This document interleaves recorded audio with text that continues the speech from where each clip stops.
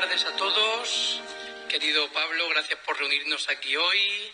Estimados Gregorio y Pepe, es un placer para mí compartir la mesa con vosotros. Querida familia de Pablo, cargos de la Junta Mayor, de la Junta de los Armaos, de Semana Santa, señoras y señores, queridos amigos, a todos sed bienvenidos a esta presentación del libro El Armao de Orihuela, Identidad propia o heredada, de Pablo Cuadrado Navarro. Espero que disfrutemos todos de esta presentación y sin más dilación pues cedo la palabra al autor de esta maravillosa publicación para que nos presente su obra.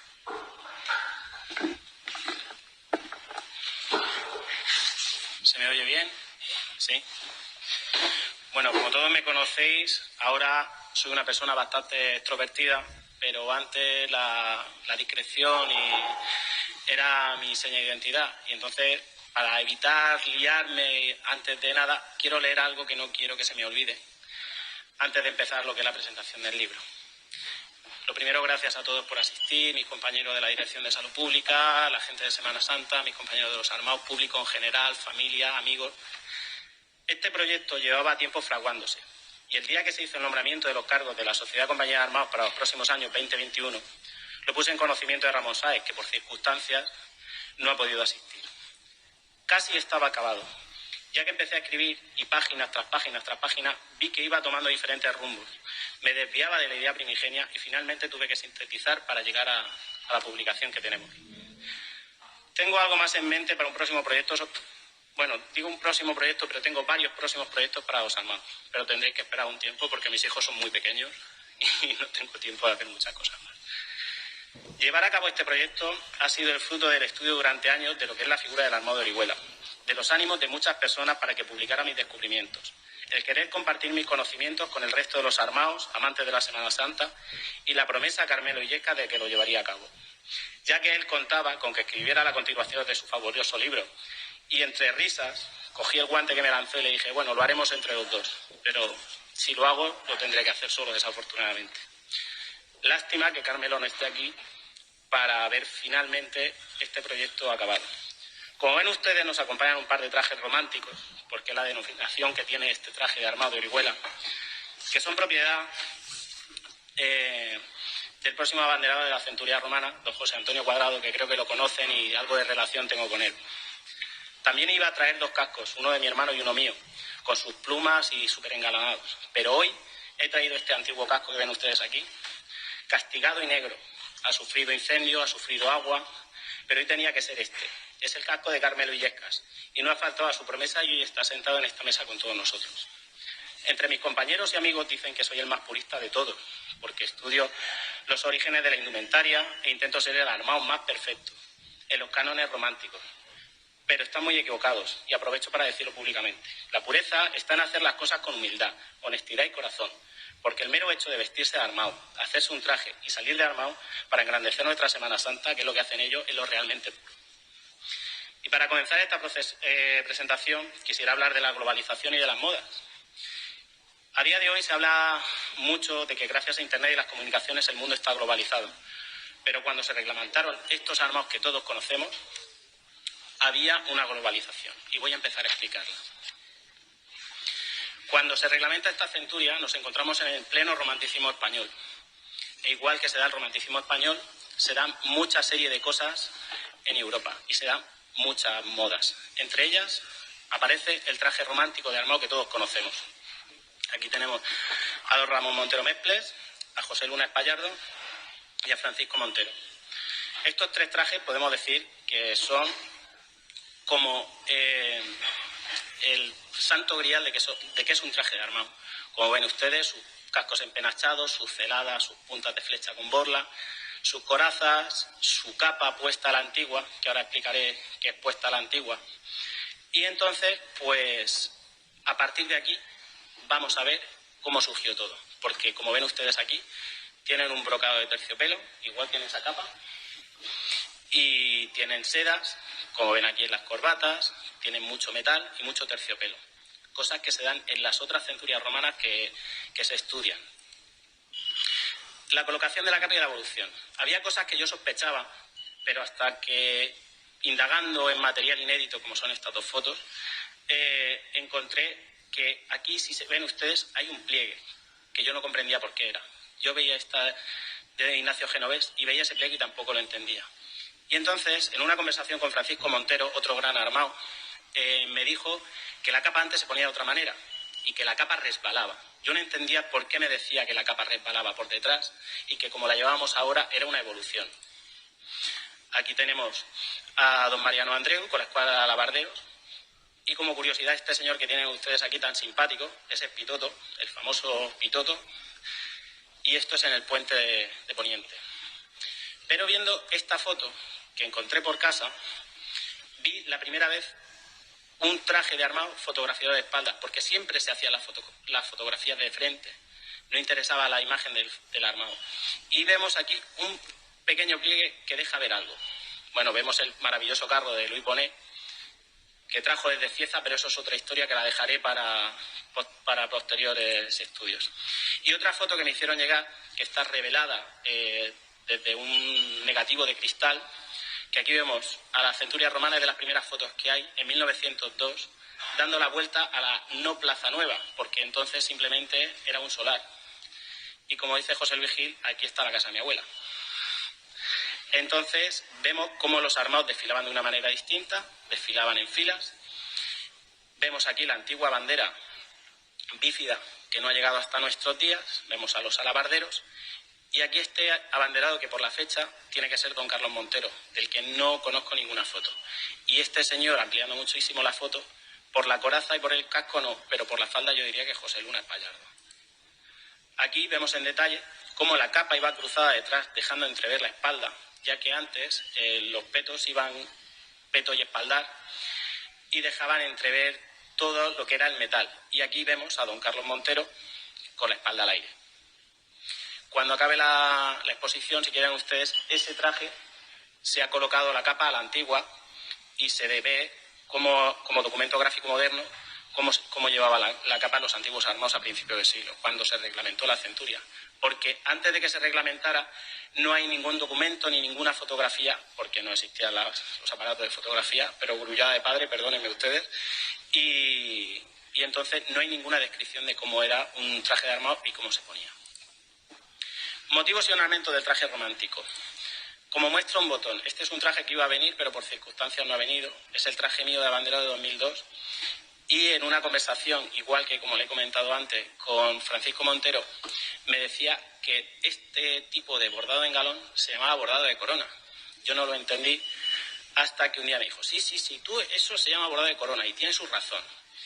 Y aquí, viendo unas cosas del trabajo en relación a la descomposición de la bandera, vemos que la cuatribarrada nuestra, que poco tiene que ver, al desglosar la bandera, vemos la forma que tiene la corona y vemos el posible parecido entre el dibujo de la corona y el dibujo que llevan nuestras queridas capas de armado, sobre todo las antiguas. Por otro lado tenemos aquí al señor San Pedro, que está ahí dentro, precisamente con este traje, y vemos que lleva el mismo bordado de corona en las mangas. Y una vez que llevamos la capa, vemos este, que me dicen, es de corona, pero es un poco diferente. Sí, es un bordado de corona un poco diferente. Pero como dicen las escrituras, San Pedro fue el primer papa. Y cuando analizas el bordado con los elementos adecuados, te das cuenta que podría ser. Yo no asevero nada. Lo dejo todo a que ustedes saquen sus propias conclusiones. Pero mucho paralelismo entre unas cosas y otras. Hablando de estos motivos y ornamentos, ahora voy a la globalización. Tengo un defecto y es que antes leía mucho, ahora las circunstancias familiares hacen que no. Y cayó en mi poder este libro, que es el libro de Godis y es Ladies' Book and Magazine. Es un libro que se publicó en Filadelfia en noviembre de 1864, unos 20 años antes de que se fundaran los armados. Y entonces, en la página 24 de ese libro, encontramos un bordado victoriano y te explica cómo hacerlo, en el cual hay unos paralelismos tremendos sobre el bordado de corona, sobre el bordado con soutache, etcétera, etcétera, etcétera.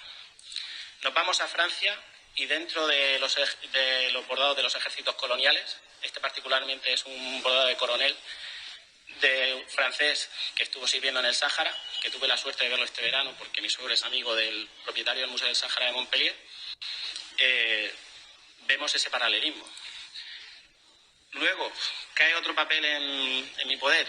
Este podemos decir, de Checoslovaquia, también de la época coetánea a los bordados de corona, y es un tratado de cómo hacer ese tipo de bordados, que luego posteriormente en esta foto vemos, perdónenme que no he podido ampliarla, bueno, o no he caído en ampliarla, ese dibujo que tienen aquí es este mismo dibujo que sale en el tratado.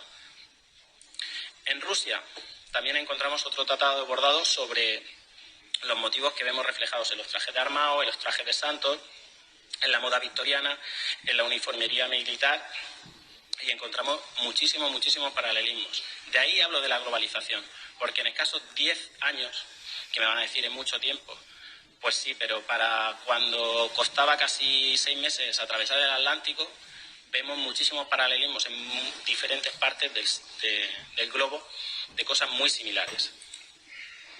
Otro motivo súper reconocible dentro de la Semana Santa es el peto del Espíritu Santo. Aquí tienen ustedes a Ramón Montero Mesples y a su nieto Ramón Genovés Montero con el peto particular del Espíritu Santo montado sobre otro traje. Aquí lo tienen en detalle. Es un Espíritu Santo con la cabeza inclinada hacia abajo. ¿Y qué tiene de particular? Pues que se elabora a principios de siglo.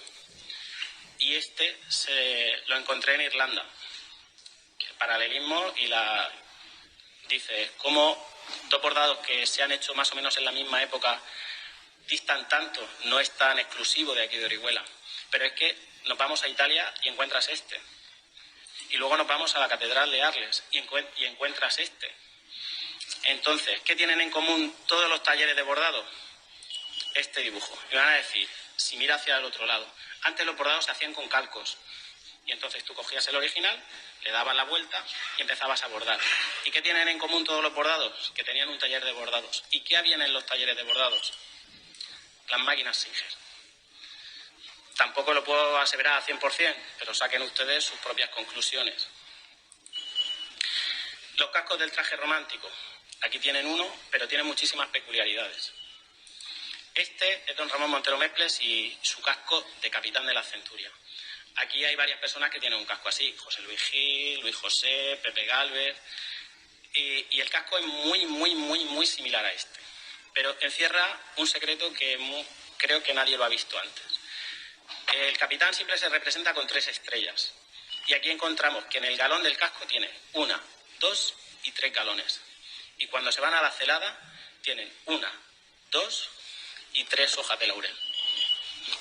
Luego es el primer casco que sufre modificación. A mediados de los 20 se elimina la cresta y aparece el pájaro, águila, Espíritu Santo, como lo quieran llamar. Y aquí tienen que, para asegurar que es el mismo casco, el casco con cresta y el casco con el águila. Y ven los 3 galones, la misma virola, la misma celada. Y unos años más tarde, a Ramón Genovés Montero, ejerciendo de capitán aún, porque aún no había llegado la situación entre Montescos y Capuletos, con los 3 niveles de ser capitán. Entramos en un casco muy particular. Este señor fue el segundo capitán más importante a principios del siglo de los armados. Se llamaba don Baldomero Galindo y Alonso. Y este es el señor que compró su traje a mediados de los 40 porque vio que estaba en venta, preguntó si lo podía comprar y lo compró. Era un gran misterio cómo era su casco, hasta que, por un evento que se dio en los años 50 y analizando fotos de mi archivo, encuentro a Mario Cartagena vestido con el traje de don Baldomero Galindo, que era propiedad de José Pérez Córdoba, y en una de las fotos salto la banca. Esta foto parece ser que fue un descarte, aquí tienen ustedes el nivel de la foto, todo recortado, y veo una forma ahí que me resulta muy familiar. Esa forma muy familiar era un pájaro, y ese pájaro es este. Esto es un calco de una matriz, de una celada original que encontramos en la casa de alguien que está aquí presente. Pero vamos a seguir. Esa matriz, en 2001, se mejoró y se hicieron 2 celadas exactamente iguales, que una la posee Luis Galiano y la otra la posee Aurelio Torres, y son fantásticas porque nosotros hicimos un descubrimiento sin saber que lo que estábamos mejorando era la celada de Baldomero, Galindo y Alonso. Y esta fue la tercera evolución de la celada, que es la que tiene José Antonio Cuadrado. Aquí vamos al teniente de la bandera, que es don Ramón Luna Montero, abanderado icónico donde los haya y uno de los armados y trajes más reconocibles que hay. Si nos centramos en su casco, que en este caso lo lleva don Francisco Montero, este señor que he nombrado tanto, y creo que era él, Germán Peceto, si la memoria no me falla, vemos que la celada cambia, que no es igual. Este casco he tenido el privilegio de tenerlo en la mano y puedo asegurar que lleva, en lugar de 3 galones como llevaba el otro, lleva 2, porque era el teniente de la bandera. Pero si nos centramos en su celada, vemos que hoja de laurel grande tiene 2, 1 y 2. Luego tenemos aquí a Pepe Montero, en el año 45, con otro casco de factura maravillosa, parece ser que es de los cascos más antiguos que se hicieron. Y este es el casco de la celada, que tiene la misma procedencia que he dicho antes, de una persona que está aquí sentada. Y este es el padre de Pepe Montero, Francisco Montero Correa, con el tercer casco en cuestión y con la tercera celada encontrada en el taller. Y la culpa de que todos estos cascos de las matrices la tiene este señor que está aquí a lo de Luis Bonet y de José Pérez Córdoba, que era don Aurelio Torres Abadía, un artesano ojalatero de aquí de Orihuela, que antes de que trajeran metales de Italia, parece ser que él elaboró muchísimos cascos de la centuria romana. El alabardero, la figura del lancero. El alabardero, esto es una composición de una foto de principio de siglo, no sé exactamente si está entre 1905 y 1910, como pueden ver ustedes son 3 sectores de la foto. Una donde se ven los nazarenos, otra donde se ve al nazareno y otra donde salían los armados desfilando de una manera completamente distinta a lo que nosotros conocemos, con sus alabardas. Estas alabardas, como ven, tenían una imagen y era la figura que tenía, la forma que tenían los armados de aquí de Orihuela, con sus gualtrapas, sin coraza, con coraza y espaldar, rodela y todo eso. Aquí los tenemos en más detalle, en el puente de Poniente. Aquí vemos a Ramón Luna Montero de abanderado y su escolta de alabarderos era blanca. Llevaba una luna en la falda y una estrella. Y aquí una foto que me encanta porque es el armado desconocido con unos alabarderos de primera línea. Y la culpa de que aparecieran los lanceros la tuvo este señor. Este señor, como ustedes conocerán, es don Luis Bonet y fue el que en unos tiempos donde los trajes estaban muy deteriorados, él inventó la figura del lancero como su escolta personal. Aquí lo tienen ustedes, esto es un día de caballero cubierto en la Plaza Nueva y como ven el lujo de los autobuses de la época era fantástico. Estamos hablando del año 64, las motos, esto es la puerta del Café Colón según me han indicado. Una foto que es increíble, que a mí me encanta, que es Luis Bonet en actitud de emperador, arriba de su carro imperial que tienen ustedes ahí aparcado. Aquí tenemos al padre del maestro Tinta, de Carlos Sevilla, y Felipe, este es el marido de María la Carriza, la famosa María la Carriza. Y esta foto, pues doy las gracias a la familia de Luis Bonet por habérmela hecho llegar y conocer, porque para mí era inimaginable la foto de Luis Bonet en persona y en color, porque para mí era una persona muy, muy desconocida, muy enigmática, y todas las fotos que yo había visto de él eran en color, en blanco y negro, disculpen. Y aquí tenemos a nuestro batallón de lanceros, donde vemos a algunos amigos, uno está por allí detrás.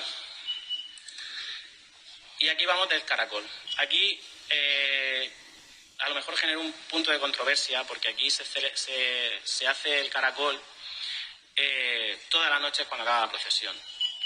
Según se comenta, se dice, se ha estudiado, se hacía en un momento dado de las procesiones y tal y cual, pero igual que estoy hablando de modas e influencias, yo creo que el caracol, alguien que salía aquí o que quiso venir aquí, en un momento dado lo vio en otro sitio y conforme lo vio lo trajo, sin saber cuál era el sentido del caracol.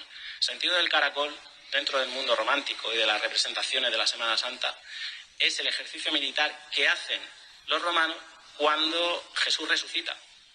Es como nos volvemos locos que hacemos la formación, pom, pom, pom, pom, y luego vuelven a formar.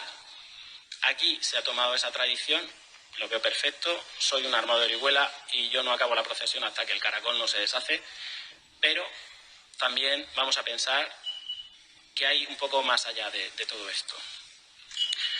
Hay un capítulo en el libro que hablamos de la involución de la vestimenta. Aquí nos ven, aparte de los armados que formamos parte de la tropa a día de hoy, y en ese capítulo volvemos del día de hoy hasta el día que se reglamentaron. Aquí vemos los trajes de músicos, vemos los trajes, la primera bandera. Esta es una de las fotos maravillosas que es del archivo de Enrique Luna. Y cuenta la tradición también que este pequeño niño que ven ustedes aquí, ese niño es Pitoto. Pero ahora, si es verdad o no es verdad, ya... hay otro capítulo donde hablamos de la organización del desfile. Y para ilustrar esa organización de desfile, quiero mostrarles la primera foto que hay del primer desfile tras la refundación de la Sociedad Compañía de Armados, miércoles santo de 1988, y encabezado pues, por personas que ustedes conocen. Hablamos de los armados en la Semana Santa de Orihuela, donde hablamos desde qué he podido encontrar hasta el día de hoy, y finalmente de los paralelismos históricos. Y nada más, no les quiero robar más tiempo y muchísimas gracias por haber asistido, por haber venido y por haberme escuchado la pedrada que les acabo de soltar.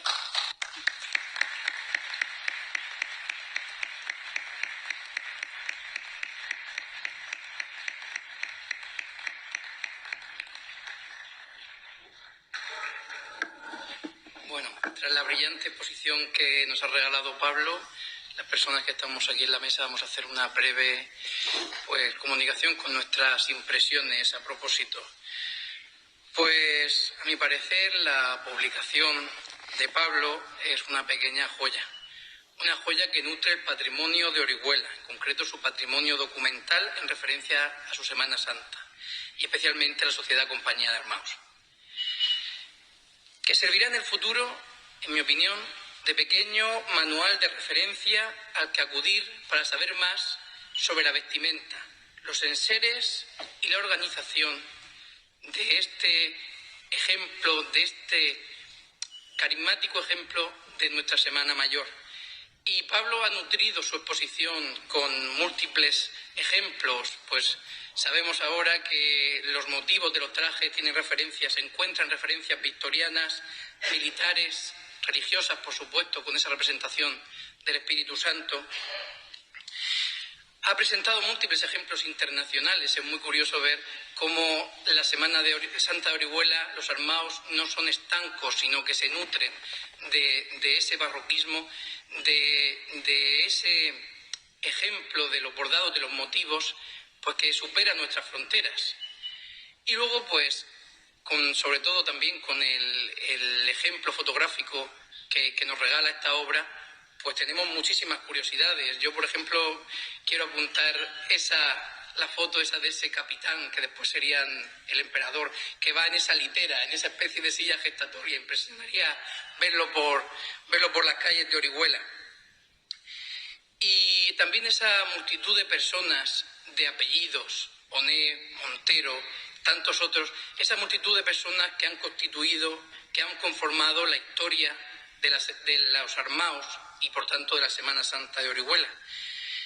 Y es que pues a todos se nos enciende el ánimo, nos vibra el corazón cada vez que escuchamos los sones de la banda de la Centuria, al ritmo de Isabelita, de Arroz con Col, cuando vemos pasar a las huestes romanas de Orihuela, haciendo gala de ese señorío y de ese efectismo barroco que Pablo nos ha explicado también.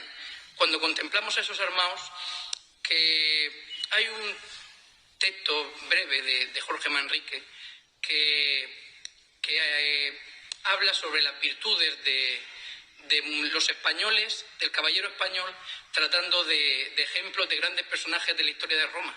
Y creo que sería muy fácilmente aplicable a este caso. Cogiendo sus palabras, los armados de Orihuela son en ventura como Otaviano, como Julio César en vencer y batallar, en la virtud como Escipión africano, como Aníbal en el saber y trabajar, en la bondad como Trajano, como Tito en liberalidad con alegría, en su brazo como Aureliano y como Marco Atilio en la verdad que prometía, como Antonio Pío en clemencia, como Marco Aurelio en igualdad del semblante, como Adriano en la elocuencia, como Teodosio en humanidad y buen talante, como Aurelio Alejandro en disciplina y rigor de la guerra, como Constantino en la fe y como Camilo en el gran amor de su tierra. Creo que es una buena forma de definir a nuestra centuria romana y sin ir más lejos, a este romano que tengo yo a mi izquierda y que también nos lo ha explicado. Pues estos romanos, que es una verdadera guardia de honor de las imágenes procesionales oriolanas. Y nada, que Pablo, puedes sentirte orgulloso de tu trabajo bien hecho. Contigo, tu esposa, tus hijos, tu suegra, tus padres, tu hermano, todos los que te quieren y te aprecian como nosotros, porque has compendiado en poco más de 50 páginas la historia y características propias de este aspecto tan particular y distintivo de la Semana Santa de Orihuela. Te agradezco también, como compañero tuyo que soy de la Junta Rectora de la Archicofradía de la Patrona, que lo verán cuando los que adquieran el libro, que en su última página has hecho una referencia al centenario de su patronato y coronación que estamos celebrando. Y finalmente, simplemente me resta por darte la enhorabuena de corazón por este estupendo estudio, agradeciendo también pues, a la ciudad de Orihuela que siga agradando a su pueblo con personas inquietas, curiosas y amantes de su cultura, historia y tradiciones como tú. Gracias a todos por vuestra atención, por la parte que me toca, y a ti de nuevo, Pablo, por tu trabajo y entrega en pos de tu ciudad y de la centuria, lo cual se consagra en este valioso documento que nos acabas de presentar. Y esta enhorabuena, este agradecimiento, te lo digo de verdad como amigo y como amante de la Semana Santa de Orihuela, pero especialmente como oriolano y como hermano. Muchas gracias a todos y cedo la palabra a don Gregorio Canales, presidente de la Catedral. Gracias.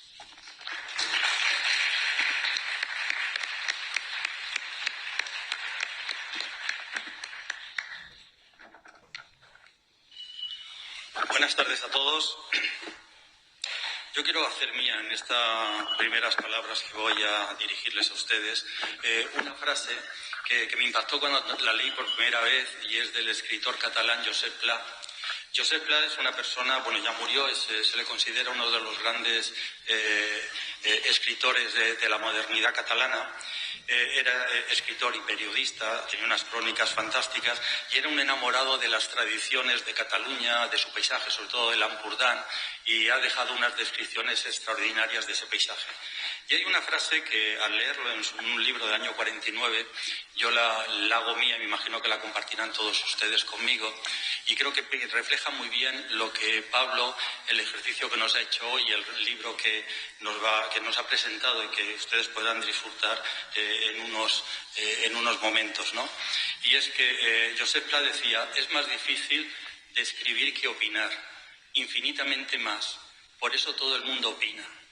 Bueno, pues yo creo que Pablo, podemos opinar todos, podemos opinar en charlas de cafetería, en reuniones, en tertulias, pero hacer una descripción supone organizar unas ideas, supone tener una estructura, supone darle un orden lógico, supone estar reflexionando sobre algo que nadie había escrito. Y por eso yo le doy mucho valor a esta primera contribución de Pablo.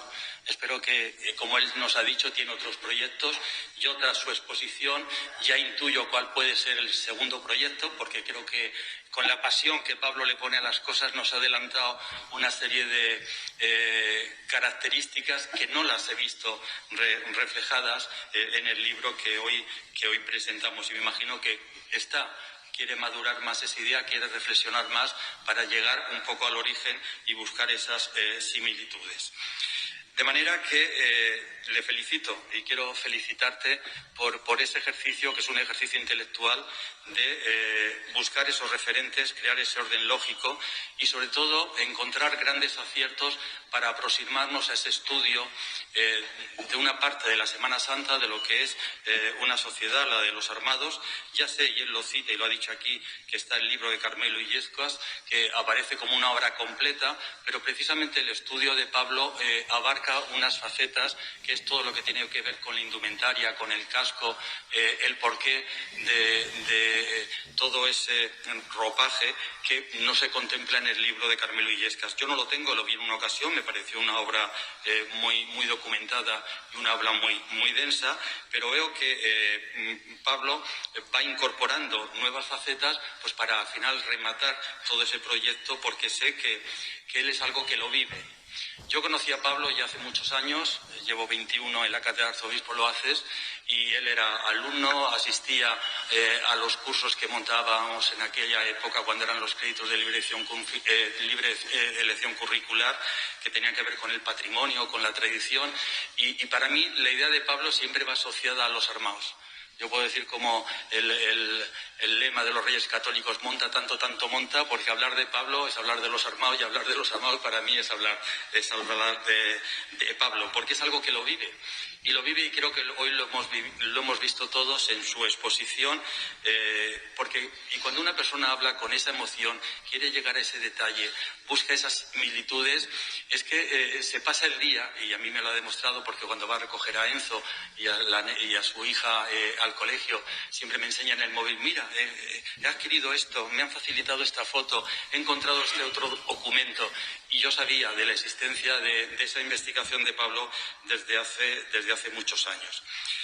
Hablando con él, porque sé esa trayectoria, siempre es un tema frecuente a la hora de hablar, aunque estemos a muchos meses de la Semana Santa, hablar de Orihuela y hablar de su Semana Santa, yo sé que él es miembro activo, ¿no?, dentro de esa refundación del año 87-88, con la que ya se vuelve de nuevo a recuperar una larga tradición que medio se había perdido, había pasado a ser organizada por el propio ayuntamiento. Todo eso lo refleja con acierto en el libro. Él forma parte de la quinta generación de la saga de los rondollos, desde Francisco Navarro el Rondollo, con lo cual es algo que él lleva muy a gala. Y me comentó en una ocasión que él solo ha fallado desde el año 91 4 veces a las procesiones vestido de armados en Orihuela, y además por motivos muy justificados.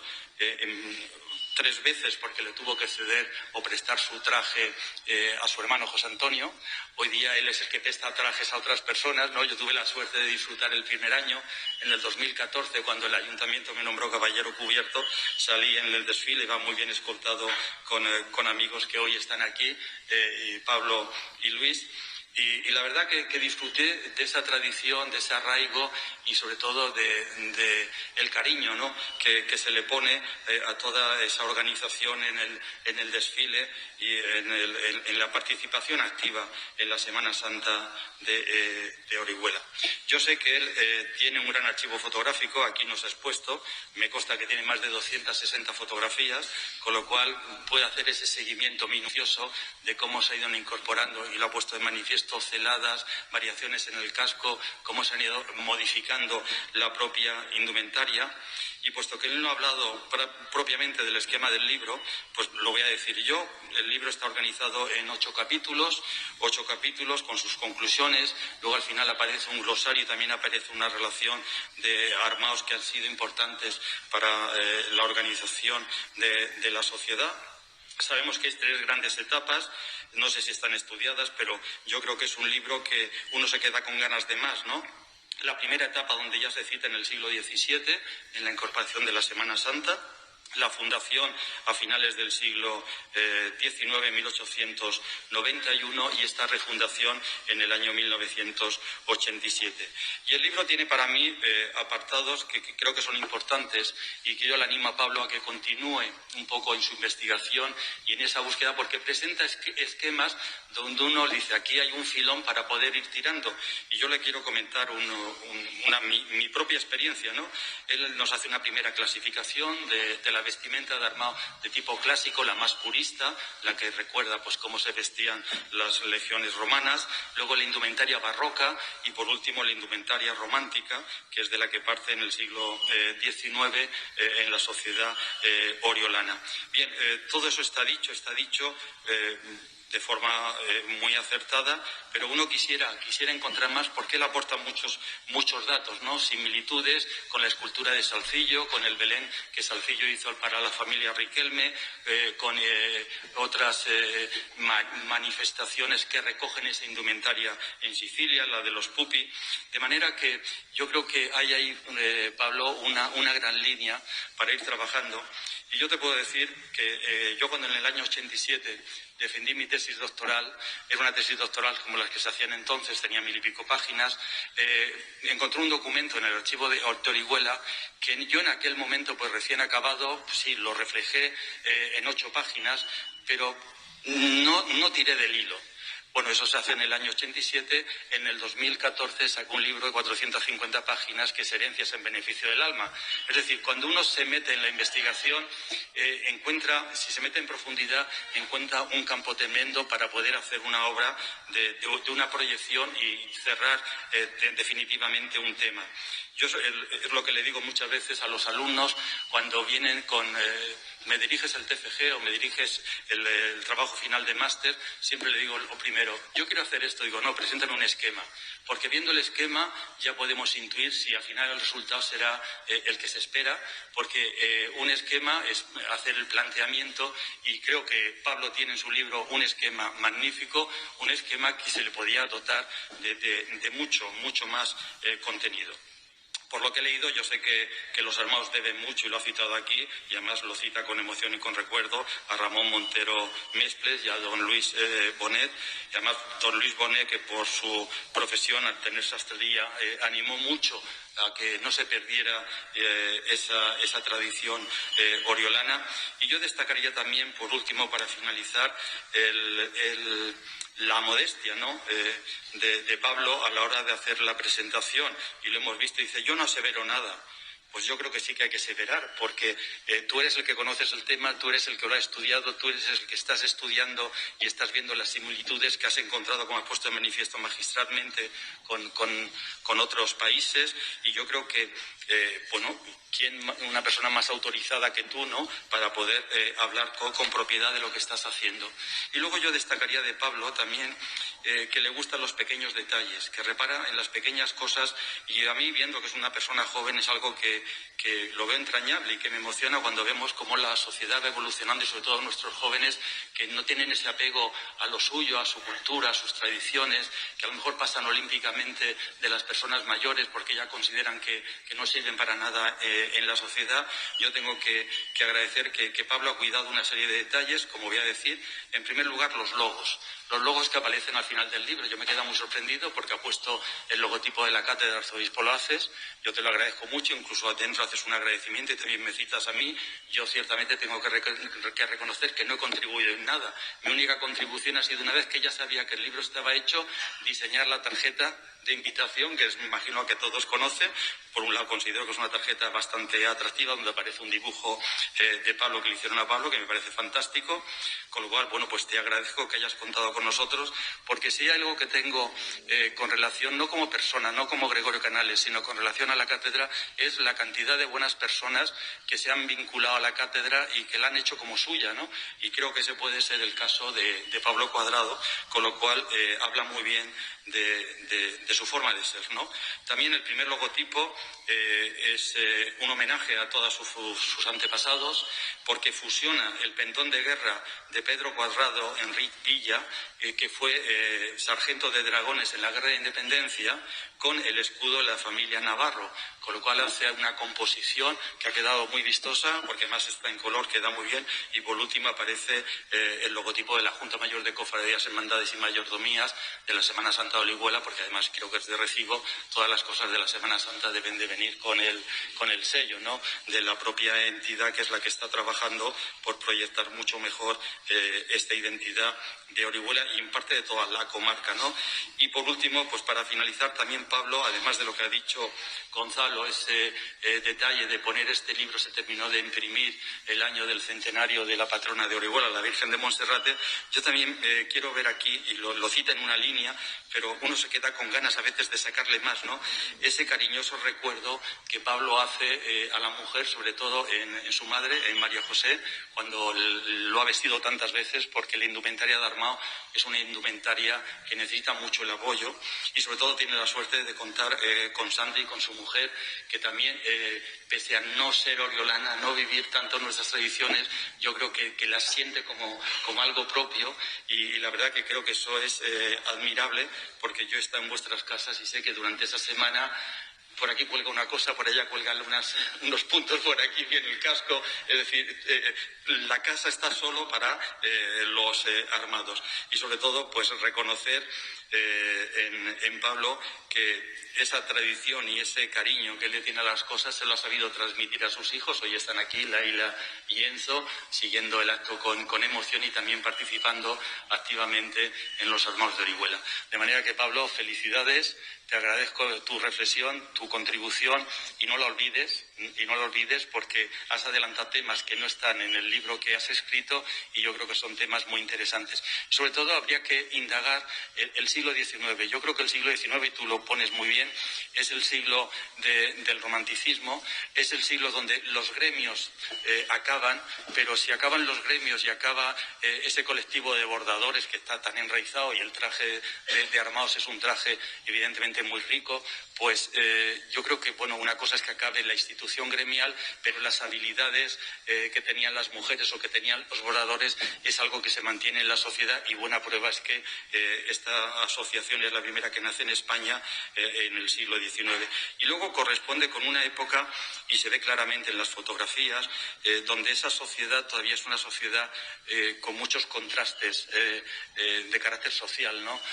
No es lo mismo la indumentaria del lancero que la indumentaria del armado, no es lo mismo, con lo cual, bueno, en el fondo está reflejando pues y tú lo recoges muy bien en el libro, como a veces había que pagar a la soldadesca para que saliera, para hacer el cortejo.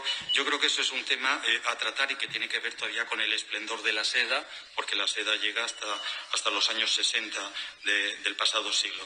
De manera que creo que tienes aciertos extraordinarios que merecen la pena continuar trabajando y continuar estudiando. Muchas gracias y enhorabuena.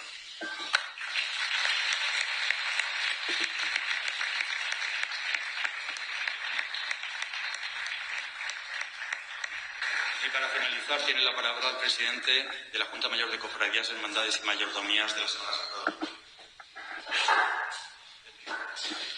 Buenas tardes a todos.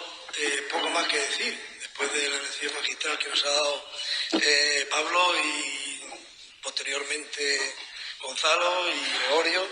Bueno, yo solamente quería felicitar, más que felicitar, agradecer a Pablo y en él reflejar a todas esas personas que les gusta la investigación, la especialización, siempre en algún tema muy concreto de la Semana Santa, porque realmente todo lo que sea investigar en nuestras raíces creo que es potenciar nuestra Semana Santa y darle solidez a todo esto que nosotros ahora mismo sacamos a la calle. Creo que Pablo, después de ver el libro, él me dio el libro el otro día, lo ojeé. Creo que Pablo, después de hacer este libro, este pequeño libro, digo pequeño libro porque son 50 páginas, pero creo que se ha divertido mucho. Porque cuando empieces a investigar, aunque tengas un esquema, Gregorio, pero siempre salen cosas que no están en ese esquema. Y creo que eso es lo que da un poco de fuerza y de ilusión para ir siguiendo. En ese sentido, el libro nos deja un poco como me ha dejado a mí la presentación, un poco con ganas de más. Y creo que eso de lo bueno y breve, 2 veces bueno, me parece que en esta ocasión es aplicable al 100%. Por otra parte, yo quiero agradecer a Pablo que evidentemente para la presentación haya contado con el Museo de la Semana Santa. El Museo de la Semana Santa es la casa de todos los cofrades. Y evidentemente la primera vez que me dijo si le podíamos dejar el museo, digo, el museo es tu casa, Pablo. Y por eso estamos aquí esta tarde, porque lo has entendido así. Y si se dan cuenta, además este acto ha sido un tanto muy especial, porque así sin querer es el primer acto que se celebra en esta ciudad después del episodio tan malo que hemos pasado. O sea que respirar un poco de aire viene muy bien. No vamos a olvidar que este ha sido el primer acto. Y le quiero hacer ahora una petición. Hablando de globalización, no sé si sabrán ustedes, creo que no, que este miércoles, aquí en Orihuela, se celebra la Asamblea Ordinaria de las Rutas Europeas de Semana Santa y Pascua. Ese proyecto europeo en el que estamos trabajando, en el que he metido a la Semana Santa de Orihuela, para ver si conseguimos eso, una ruta europea de Semana Santa y Pascua. Y se celebra aquí en Orihuela. Y viene gente de Malta, gente de Italia, gente de Portugal, en fin, de varios países europeos. Gente de la Semana Santa de Lorca, de la Semana Santa de Viveiro, de Córdoba. Y eso lo vamos a celebrar aquí en el museo.